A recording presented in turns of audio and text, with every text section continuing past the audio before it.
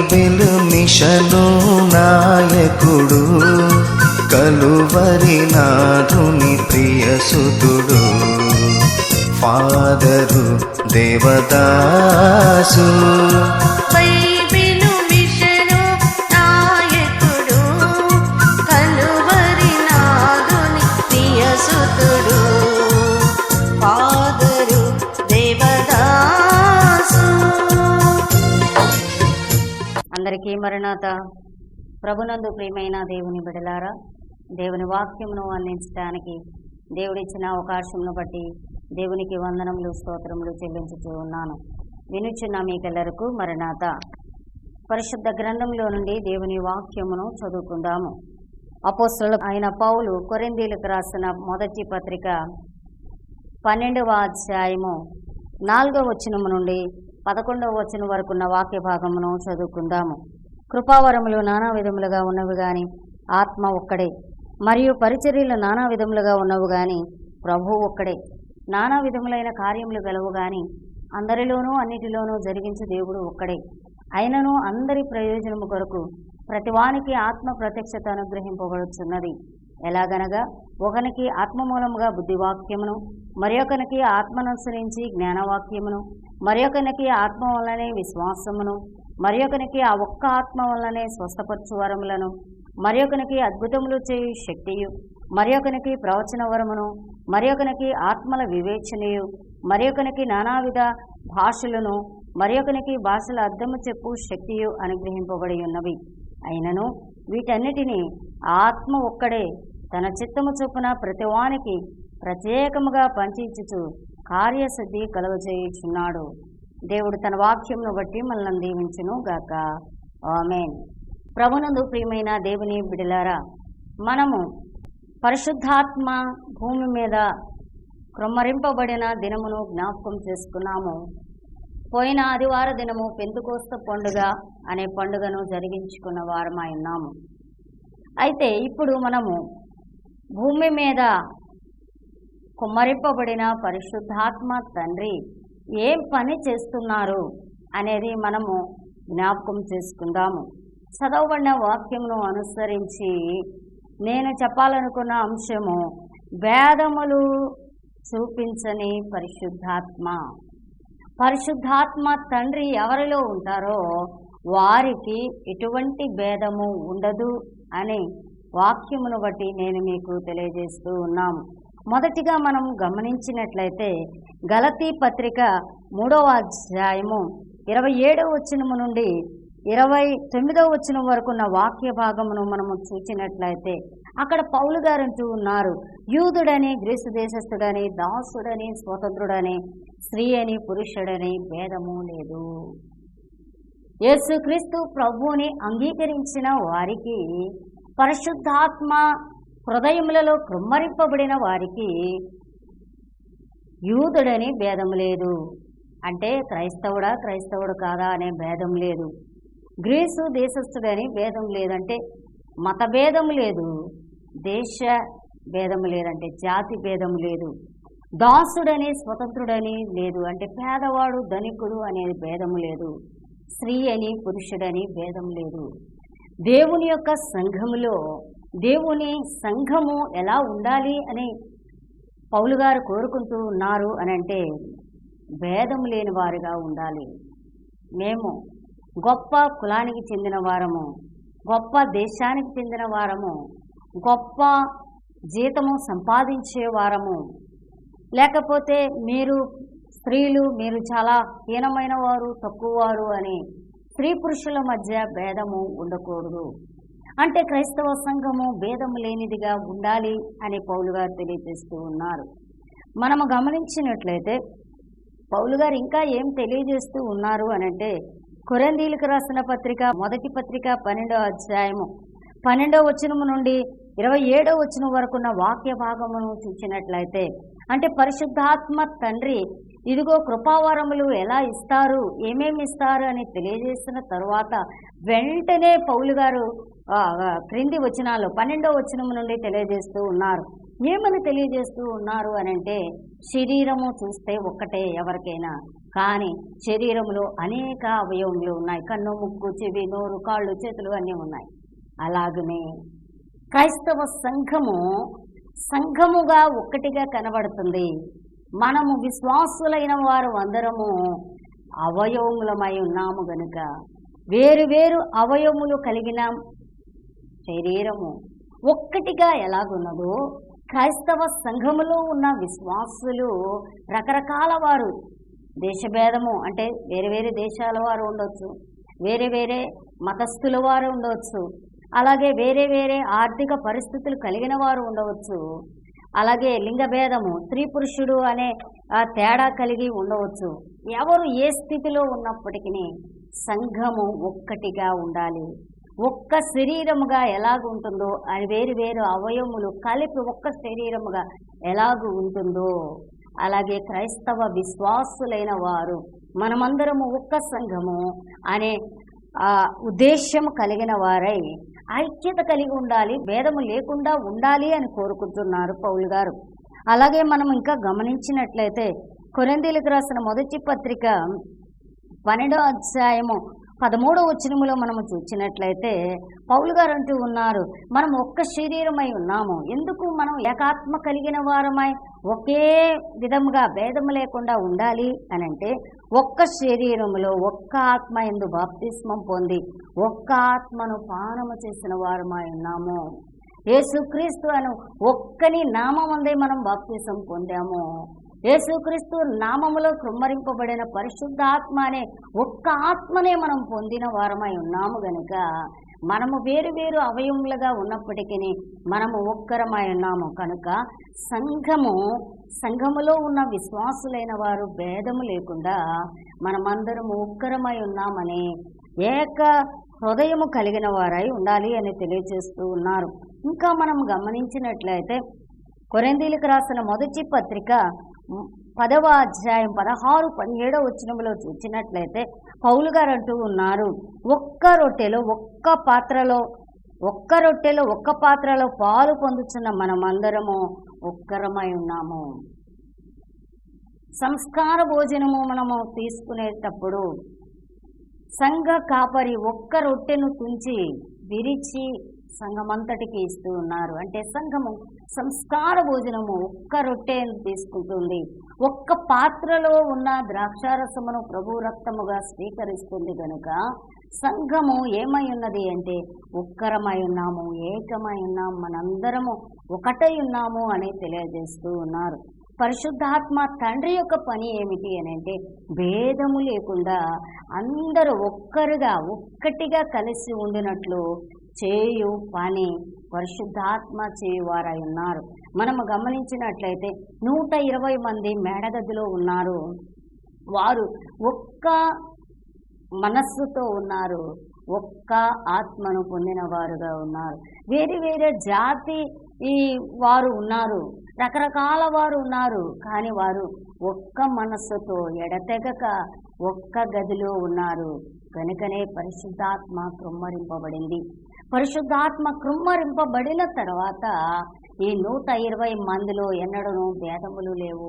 అందరూ ఏక హృదయము ఏకాత్మ కలిగిన వారై దేవుని పరిచర్య చేసిన వారుగా ఉన్నారు. కనుక దేవుని వాక్యమించి ఉన్న వారలారా, క్రైస్తవ సంఘము ఎలాగూ ఉన్నది అనంటే ఈ రోజుకు కూడా ఆయా కుల భేదమును పెట్టుకొని మా క్రైస్తవ సంఘములో ఉన్న విశ్వాసులైన వారు ఒక్క మనస్సుతో ఒక్క ఆత్మలో ఉండని వారుగా ఒక్క మనస్సుతో ఉండలేని వారుగా కనబడుతూ ఉన్నారు. కానీ క్రైస్తవ సంఘము భేదము లేనిదిగా ఉండాలి అని పౌలు గారు వాక్యం ద్వారా మనకు తెలియజేస్తూ ఉన్నారు. యేసుక్రీస్తు ప్రభువు కూడా అదే తెలియజేస్తూ ఉన్నారు. ఒక్క ఆత్మను పొందిన మీరందరూ ఒక్కరై ఉన్నారు కనుక మీరే కలిసిమెలిసి ఉండాలి అని తెలియజేస్తూ ఉన్నారు. మనము గమనించినట్లయితే అపోస్తుల కార్యముల గ్రంథము 10వ అధ్యాయంలో మనము చూస్తే ఇద్దరు ప్రాముఖ్యమైన వ్యక్తులు మనకు కనబడతారు. ఎవరు? కొర్నేలి గారు కనబడతారు, పేతురు గారు కనబడతారు. మనము ప్రారంభ వచనాల్లో మనము చూసినట్లయితే కొర్నేలి గారు తన ఇంటిలో ప్రార్థన చేసుకుంటూ ఉండగా దర్శనమందు దేవదూత గారు కనబడ్డారు. కొర్నేలి అని పిలిచారు. నీ ధర్మకార్యములు, నీ ప్రార్థనలు దేవుని యొద్దకు చేరింది అని తెలియజేశారు. ఈ తెలియజేసిన అనంతరం ఏం చేశారు అని అంటే, సీమోను అని మారు పేరు గల చర్మకారుడైన సీమోను ఇంట సీమోను అని మారు పేరు గల పేతురు అనబడిన వాడు ఉన్నాడు. అతన్ని పిలుచుకొని ఆయన ద్వారా మీరు సువార్తను చెప్పించుకొనండి, దేవుని మాటలు చెప్పించుకొనండి అని దర్శనమందు దేవుడు దేవదూత గారి ద్వారా తెలియజేశారు.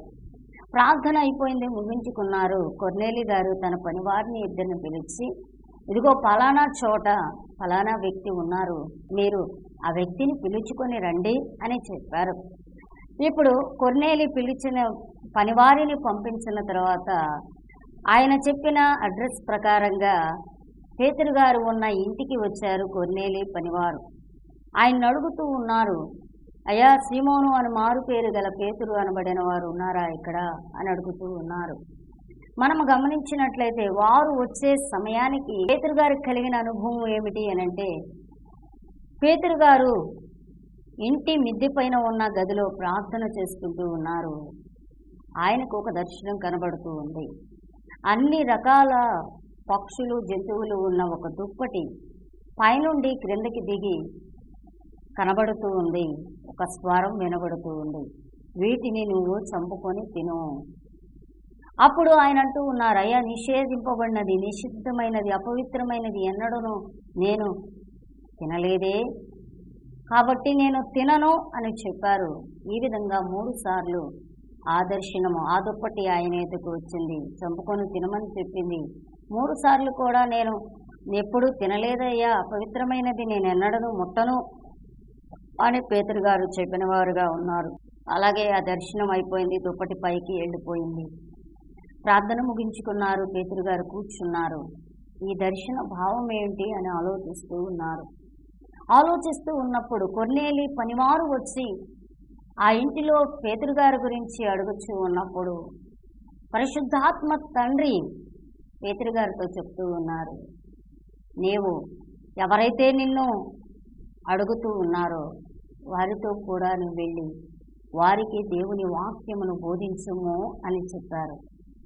అలాగే కొర్నేలి పనివారు వచ్చిన తర్వాత వారికి భోజనం పెట్టి వారు కొంచెం విశ్రాంతి తీసుకున్న తర్వాత వారితో కూడా పేతురు గారు కొర్నేలి ఇంటికి వెళ్ళారు. కొర్నేలి ఇంటికి పేతురు గారు వెళ్ళేసరికి కొర్నేలి తన స్నేహితులను, బంధువులను అందరినీ పిలిపించి తన ఇంటిలో సమకూర్చి పేతురు గారి యొక్క రాక కొరకు ఎదురు చూస్తూ ఉన్నారు.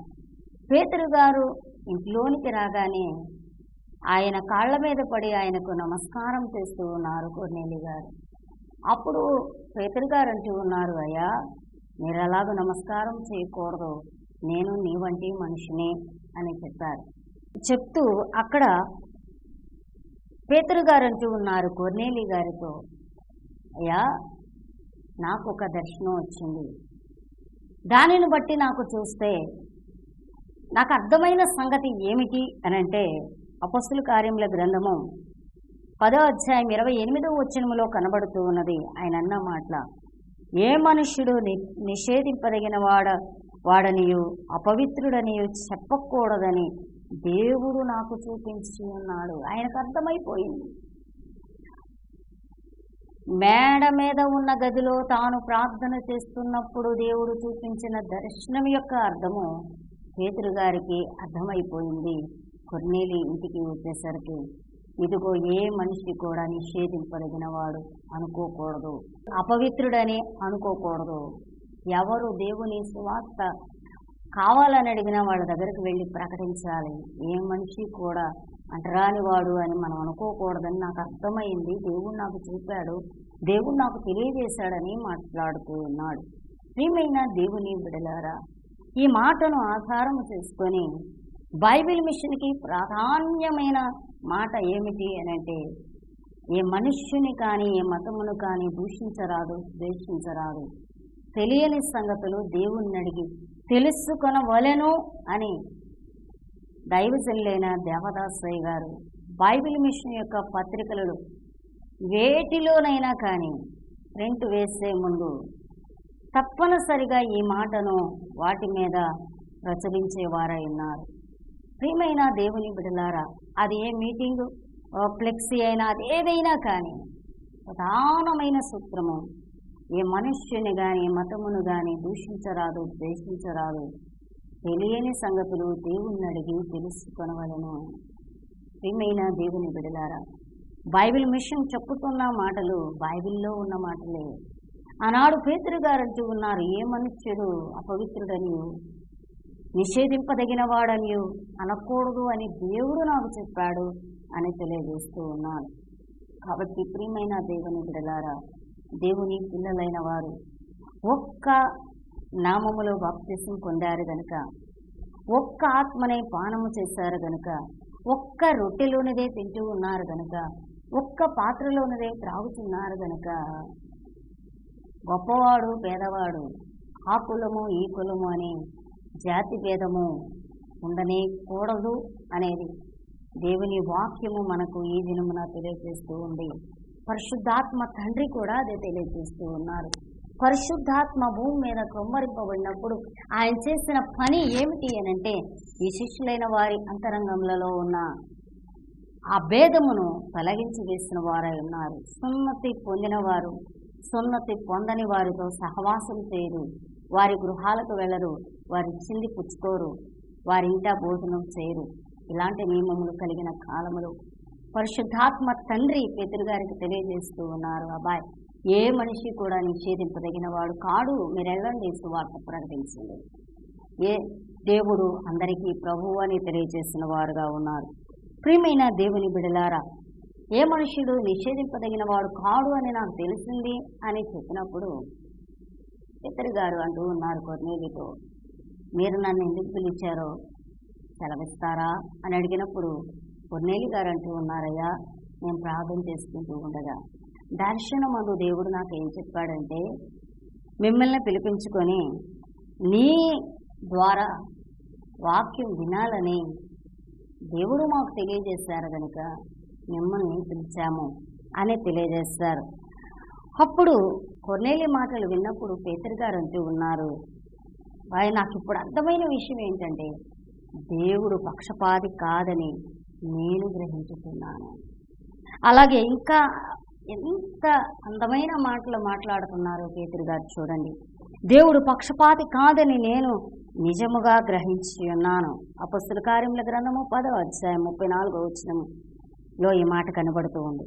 35వ వచనములు అంటున్నారు, ప్రతి జనములోనూ ఆయనకు భయపడి నీతిగా నడుచుకుని వారిని ఆయన అంగీకరించును.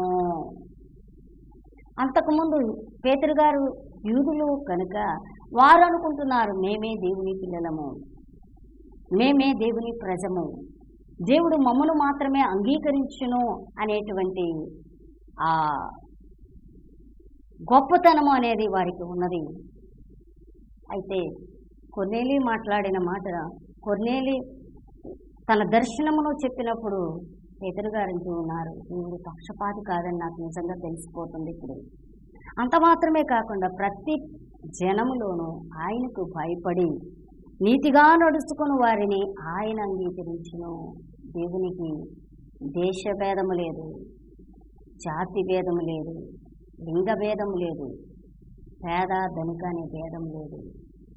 దేవుడు చూసేది ఏమిటి అనంటే, ఆయనకు భయపడి నీతిగా నడిస్తే వారి దేశంలో ఉన్న దేవుడు అంగీకరిస్తాడు, ఏ మతములో ఉన్నా దేవుడు అంగీకరిస్తాడు, దేవుడు ఏ కులములో పుట్టినా అంగీకరిస్తాడు, స్త్రీ అయినా పురుషుడైనా అంగీకరిస్తాడు.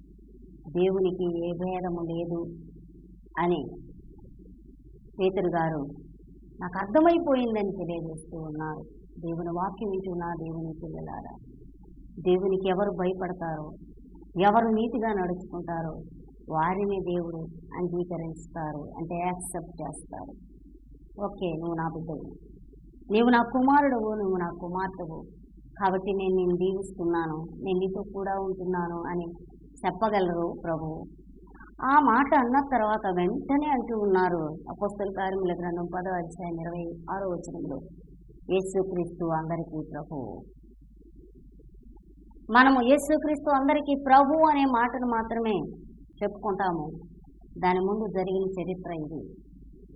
ఆయన ప్రతి జనములోని వారిని ఆయనకు భయపడి నీతిగా నడుచుకునే వారిని ఆయన అంగీకరిస్తారు. కాబట్టి ఆ కారణం చేత యేసుక్రీస్తు అందరికీ ప్రభువు.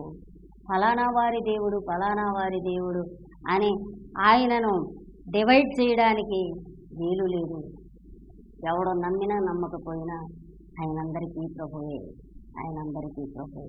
కాబట్టి ప్రియమైన దేవుని బిడ్డలారా, అంతరంగంలో పరిశుద్ధాత్మను పొందినవారు, పరిశుద్ధాత్మ చేత నడిపించబడేవారు జాతి భేదము ఇటువంటి భేదము లేనివారుగా ఉండాలి అనేది ఈ పేతురు గారి యొక్క మాటల ద్వారా మనం తెలుసుకుంటూ ఉన్నాం.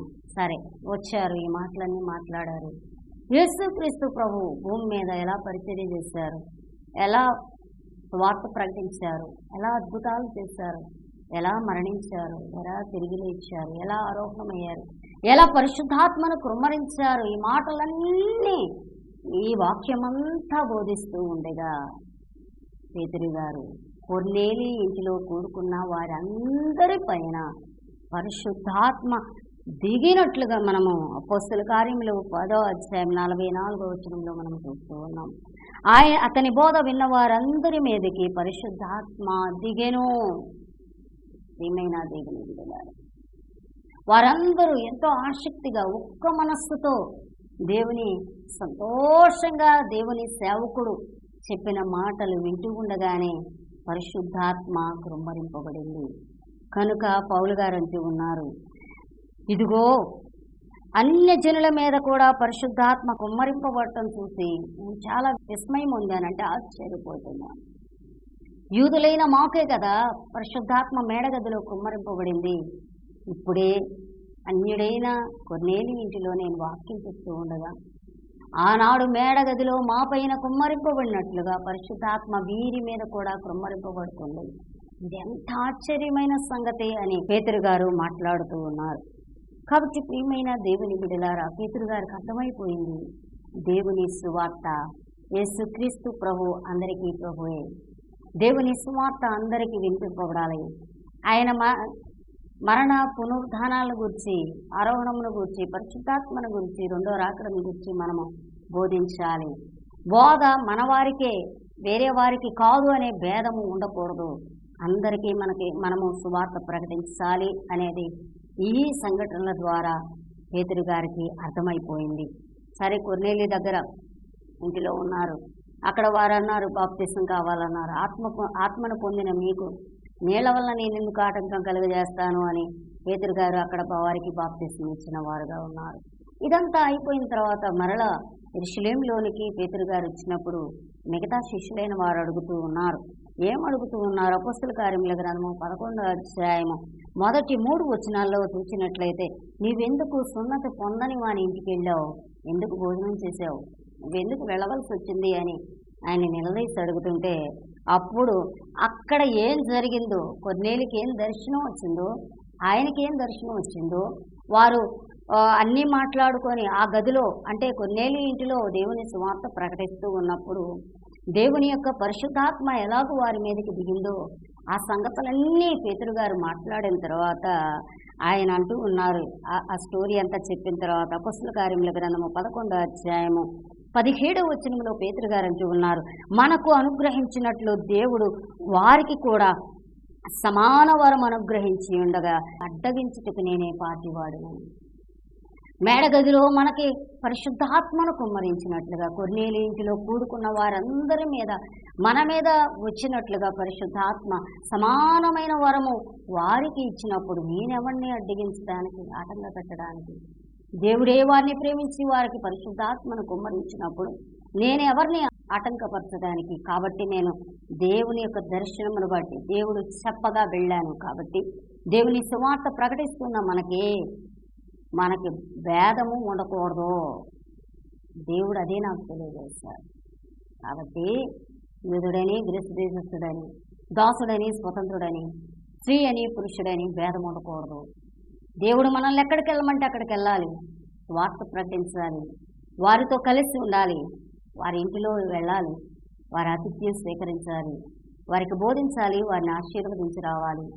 జాతి భేదము, కుల భేదము, ఇటువంటి భేదము దేవుని సువార్త ప్రకటిస్తున్న మనకు ఉండకూడదు అని ఆదినము నా పేతురు గారు తెలియజేసిన వారు ఉన్నారు. వాక్యం వింటూ ఉన్న దేవుని పిల్లలారా, బోధకులకు మాత్రమే కాదు, విశ్వాసులకు మధ్యలో కూడా ఇలాంటి భేదము ఉండకూడదు. ధనిక పేద అనే భేదం ఉండకూడదు, కుల భేదం ఉండకూడదు, మత భేదం ఉండకూడదు, స్త్రీ పురుష భేదం ఉండకూడదు. ఎటువంటి భేదము లేకుండా మనందరము దేవుని పిల్లలమనే ఆలోచన కలిగిన వారమై మనం ఉండాలి. పరిశుద్ధాత్మ తండ్రి ఎవరిలో ఉంటారో వారికి భేదం ఉండదు. కారణం ఏంటి అనంటే, అపోస్తలుడైన పౌలు రోమీలకు రాసిన పత్రిక 8వ అధ్యాయం 14వ వచనములో మనం చూసినట్లయితే పౌలు గారు అంటూ ఉన్నారు, దేవుని ఆత్మ చేత ఎందరూ నడిపించబడుదురో వారందరూ దేవుని కుమారులై ఉందురు. ఎవరు దేవుని ఆత్మ చేత నడిపించబడతారో వారు దేవుని కుమారులు, వారికి భేదం ఉండదు. పేతురు గారు దేవుని ఆత్మ చేత నడిపించబడ్డాడు గనుక ఆయనకు భేదం లేదు. ఇప్పుడు భేదాలు పెట్టేవాడు ఎవడయ్యా అనంటే, దేవుని ఆత్మ లేనివాడు భేదాలు పెడతాడు. దేవుని ఆత్మ లేని వాడికి అన్ని రకాల భేదాలు అంతరంగంలో ఉండి సంఘాన్ని పాడు చేసేవాడుగా వచ్చాడు. కాబట్టి దేవుని వాక్యం వింటూ ఉన్న దేవుని పిల్లలారా, పరిశుద్ధాత్మ ఈ కడవరి కాలంలో మన మీద కృమ్మరింపబడి మనం భేదం లేకుండా సహోదర ప్రేమ కలిగి మనము ఏకభావము, ఏకాత్మ, ఏక హృదయము కలిగిన వారమై దేవుణ్ణి ఆరాధించి రాకడకు సిద్ధపడాలని ఈ కడవరి దినాల్లో పరిశుద్ధాత్మ మన హృదయాల్లో కృమ్మరింపబడుతూ ఉంటే, ఆత్మను పొందిన మనము భేదము చూపించామా, మనలో ఉన్న ఆత్మ బయటికి వెళ్ళిపోతారు. అది మనం గమనించాలి. ప్రతి జనములోనూ ఆయనకు భయపడి నీతిగా నడుచుకుని వారిని ఆయన అంగీకరించును అని మనం ఇందాక చదువుకున్నాం. అపొస్తలుల కార్యముల గ్రంథం 10వ అధ్యాయం. మనము నీతిగా నడుచుకుని ఆయనకు భయపడే వారమైతే మనకు భేదం ఉండదు. మనలో కృమ్మరింపబడిన పరిశుద్ధాత్మ తండ్రి మనలో నుండి బయటికి వెళ్ళడు, ఉంటారు, మనలోనే ఉంటారు. ఎప్పటి వరకు ఉంటారంటే రాకడ మేఘం ఎక్కేంత వరకు ఉంటారు. రాకడకు మనల్ని సిద్ధము చేసేది పరిశుద్ధాత్మ తండ్రి. దైవజనులైన దేవదాసయ్య గారు అంటూ ఉన్నారు, ఆత్మను కోరుకునము, వరములను కోరుకునము, పరిశుద్ధాత్మను కోరుకోవాలి. అందుకే ఆంధ్ర క్రైస్తవ కీర్తనలో ఒక భక్తుడు రాశాడు, పరిశుద్ధాత్మను గోరుమో జీవమాయేసు ప్రభుని పేరట వేడుము. ఈ పాట అంతట్లో పరిశుద్ధాత్మ లేకపోతే బ్రతుకు కాదు. నీ బ్రతుకు వర్షం లేని పైరు లాంటిది, జీవము లేని బ్రతుకు. పరిశుద్ధాత్మ తండ్రి నీకు ఉండాలి. పరిశుద్ధాత్మ తండ్రి ఉంటేనే అసలైన భక్తి కలిగి నువ్వు జీవిస్తావని తెలియజేస్తూ ఉన్నారు. ఇంకా మనం గమనించినట్లయితే దైవజనులైన దేవదాసయ్య గారు అంటూ ఉన్నారు, దేవుని యొక్క రాకడ త్వరగా వస్తుందని నేను గమనించినప్పుడు నేను ఎలా ఉన్నాను అని నా గురించి నాకు ఆలోచన వస్తే నేను సిద్ధంగా లేనని తెలిసిపోయింది. కాబట్టి నేనేం చేయాలి?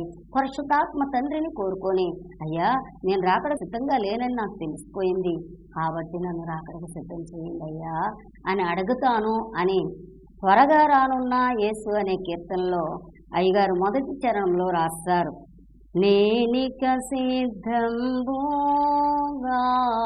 లేనని తెలిసినది నిరుకుగానం పరిశుద్ధాత్మయే నన్ను గానం పరిశుద్ధాత్మయే నన్ను కడకు సిద్ధము చేసి కొనును త్వరగా రానున్న యేసు త్వరగానే రమ్మో తండ్రి.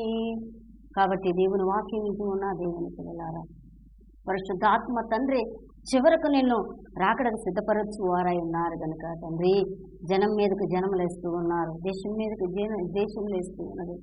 భయంకరమైన ప్రమాదములు, ఇంట్లో కూర్చున్న మరణం మా ఇద్దరు పరిగెత్తుకుంటూ వస్తూ ఉన్నది. ఎక్కడ క్షేమం లేదు, నెమ్మది లేదు, సమాధానం లేదు. భయంకరమైన పరిస్థితుల మధ్యలో నేనున్నాను. రాకడ గుర్తులు జరిగిపోతూ ఉంది. నువ్వు త్వరగా వస్తున్నావని నాకు అర్థమైంది. కాబట్టి నన్ను రాకడకు సిద్ధము చేయండి, పరిశుద్ధాత్మ చేత నన్ను రాకడకు సిద్ధం చేయండి అని కోరుకున్నాను. కాబట్టి వాక్యం వింటూ ఉన్న దేవుని పిల్లలారా, రెండవ రాకడకు నువ్వు సిద్ధపడాలంటే పరిశుద్ధాత్మ తండ్రి నిన్ను సిద్ధం చేస్తారు కనుక పరిశుద్ధాత్మ తండ్రిని కోరుకోనండి. మీ అంతరంగాల్లో ఏదైనా కులభేదము, మతభేదము, ధనిక పేద భేదము, స్త్రీ పురుషుడనే భేదాలు ఏమైనా ఉంటే వాటిని తీసి ప్రక్కన పారవేసి భేదము లేని వారుగా ఉండాలి అని దేవుని వాక్యమును బట్టి నేను కోరుకుంటూ ఉన్నాను. ప్రభు అంటూ ఉన్నారు కొండ మీద ప్రసంగంలో, సూర్యుడు నీతిమంతుల మీదను అనీతిమంతుల మీదను ప్రకాశిస్తూ ఉన్నాడు కనుక అలాగే మీరు కూడా అందరినీ ప్రేమించాలి, అందరితో కలిసి ఉండాలని కోరుకుంటూ ఉన్నారు. దేవుని వాక్యం వింటూ ఉన్న దేవుని పిల్లలారా చక్కగా ప్రార్థన చేసుకోనండి. పరిశుద్ధాత్మ తండ్రిని కోరుకోనండి. పరిశుద్ధాత్మ వలన రాకడకు సిద్ధపడండి. పరిశుద్ధాత్మ చేత నడిపించబట్టు ద్వారా భేదములు లేకుండా చక్కగా శాంతి సమాధానం కలిగిన వారై ప్రార్థన చేసుకుంటూ రెండవ రాకడకు సిద్ధపడండి. అటు భాగ్యము ధన్యత పరిశుద్ధాత్మ తండ్రి మీకెల్లరికి అనుగ్రహించి దీవించును గాక. ఆమేన్. ప్రార్థన చేసుకుందాం. వాక్యమైన మా తండ్రి మీకు స్తోత్రములు, నమస్కారములు. ఆత్మయే ఒక్కొక్కరికి ఆత్మవరములనిచ్చి కార్యసిద్ధి కలుగజేస్తూ ఉన్నాడు అని కొరింథీ పత్రికలో వ్రాయించిన తండ్రి, ఈ కడవరి కాలంలో పరిశుద్ధాత్మను పంచి ఇచ్చి నీవే కార్యములు జరిగిస్తూ ఉన్నావు గనుక ఈ దినమున వాక్యం వింటున్న దేవుని పిల్లలైన వారు ప్రభువా నీ ఆత్మచేత నింపబడిన వారై నీ ఆత్మచేత నడిపించబడుతూ వారి వారి అంతరంగంలో ఉన్న భేదమును పోగొట్టుకొని అందరినీ ప్రేమించేవారుగా, అందరినీ ఆదరించేవారుగా, ఏక మనసు ఏక హృదయం కలిగిన వారై సంఘములని ఐక్యత కలిగి జీవించడానికి సహాయం దయచేయండి.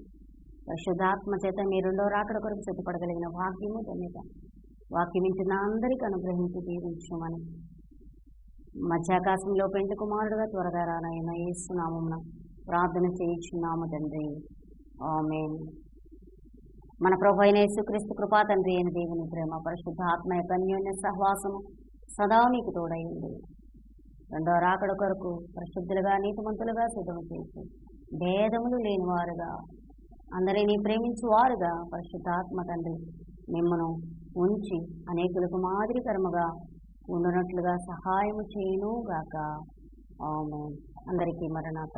ఎన్నో మిషనులు ఉన్నవి భూమిలో, ఎన్నో మిషనులు ఉన్నవి భూమిలో, సన్నిధి నేర్పిన సద్గురువెవరు, సన్నిధి నేర్పిన సద్గురువెవరు, సన్నిధి పరుడగు ఈ గురువే